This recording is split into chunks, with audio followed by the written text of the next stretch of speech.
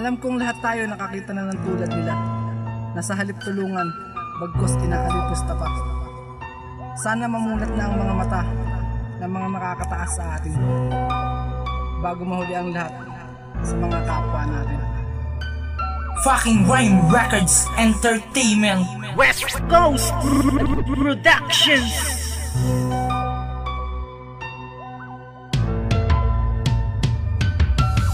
Ay isang kwento ng pulubing musmos, palaboy-laboy sa paligid at siya'y nanlilimos ng konting tulong sa mga tao na nasa kanyang paligid. Di niya iniinda mga nakaambang panganib sa kanya habang patawid-tawid siya sa may kalsada. Animoy naglalaro at kalaro niya ang disgrasya. Di niya iniisip ang sariling kapakanan, basta ang nais lamang niya ay ang sikmura malamnan. Pag walang nag-aabot, nagkakalkal siya ng basura, hahanapin ang pagkain itinapon ng iba. Kahit na marumi na ay wala siyang pake, kapag mayroong konting barya nabubusog na sa kape. Mainitan lamang ang kumukulo niyang sikmura at pumapatid sa uhaw niya sarili niyang dura. Kabilang siya sa mga taong tinatawag ng dukha, na laging paikot-ikot na madungis ang mukha. Alam kong bawat isa sa atin ay may pangunawa, bakit hahayaan natin na mayroong nakakawawa? Ikaw, ako, sila, tayo na ang nakakakita. Bakit di pa kumilos at wala pa rin ginagawa? Ilan pa ba ang mga buhay na kailangan pang bawiin? Ilan pa bang mga pamilya ang kailangan na hatiin upang tayo ay kumilos at tayo ay may gawin sa mga tulad nila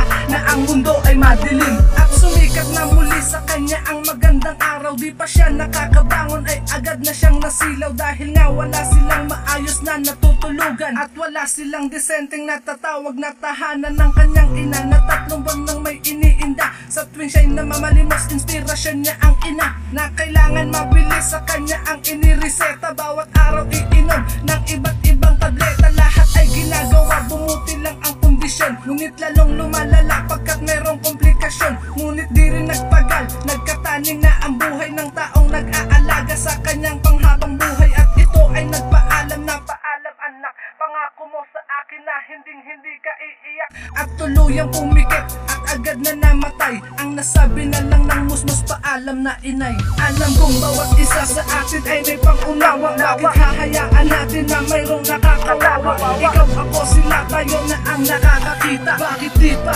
kumilos at wala pa rin ginagawa? Ilan pa ba ang mga buhay na kailangan pang bawiin? Ilan pa bang mga pamilya ang kailangan na hatiin upang tayo ay kumilos at tayo ay may gawin sa mga tulad nila na ang mundo ay madilim? At hindi niya matanggap ang lahat ng naganap sa puntod ng kanyang ina. Di niya magawang humarap, di niya magawang umiyak, dahil kanyang ipinangako na ang luha sa mata niya ay di na muling tutulo. Ngunit anong magagawa, hindi niya na tumapigilan. Tumulo na ang luha sa kwadrado na kulungan ng kanyang ina, na ang mukha na lang natatanaw ang kanyang nadarama. Gusto niya na tong isigaw, mahal kita aking ina, bakit mo ko biglang iniwan?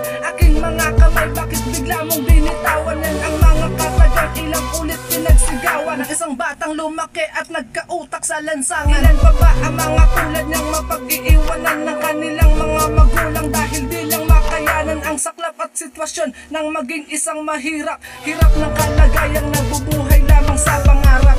Fucking Rhyme Records Entertainment, West Coast Productions. Alam kong bawat isa sa atin ay may pangunawa, bakit hahayaan natin na mayroong nakakawawa? Ikaw, ako, sila, tayo na ang nakakakita. Bakit di pa kumilos at wala pa rin ginagawa? Ilan pa ba ang mga buhay na kailangan pang bawiin? Ilan pa bang mga pamilya ang kailangan na hatiin upang tayo ay kumilos at tayo ay may gawin sa mga tulad nila na ang mundo ay madilim?